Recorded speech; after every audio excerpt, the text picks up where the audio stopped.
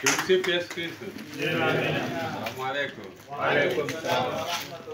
Kubwa shikamoni. Mimi nimesimama kwenu.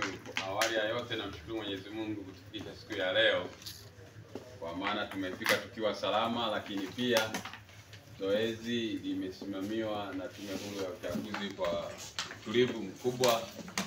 Wananchi wameweza kujitokeza kama matokeo yalivyosomwa, lakini kwa namna ya pekee niendelee kuwashukuru wote ambao wameratibu zoezi toka mwanzo, kwa maana wote ambao walikuwa nasimamia walikuwa utulivu kwenye vituo kwa viwango vinavyostahili.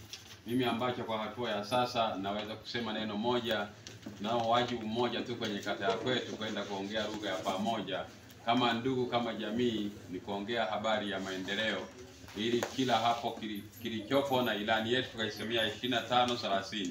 Kwa vyovyote vile tutaenda kuongea, tutaenda kushare mawazo, maana kichwa kimoja hakiwezi kufanya jambo lolote. Japokuwa tunapoenda kuungana kwa ajili ya maendeleo, ndio kusudio la kuwa kiongozi. Kwa mujibu wa katiba ya mwaka 77 inasema, ibara ya 8 kipengele cha kwanza na cha pili na cha tatu kinasema kwamba mamlaka yote tunayapata kutoka kwa wananchi, na wajibu wa kiongozi ni kuleta ustawi wa maendeleo. Kwa hiyo tunaenda kuunganisha nguvu zote, tukitafasiri wote maendeleo kwa pamoja ndani ya kata yetu. Mungu wa mbinguni awabariki sana. Tutaendelea kuzungumza zaidi. Amen. Labda mheshimiwa, tunajua unataka kuondoka. Tuna mtu mmoja mkubwa na ni mzee kati ya hao wote, labda kama na neno hata la shukrani, tumkaribishe kwa mzee Edgar.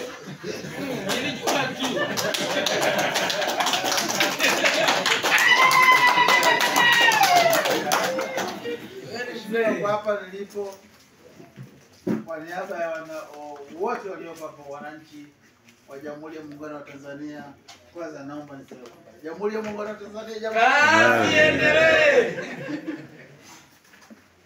Ushindi wako tumeupokea kwa mikono miwili.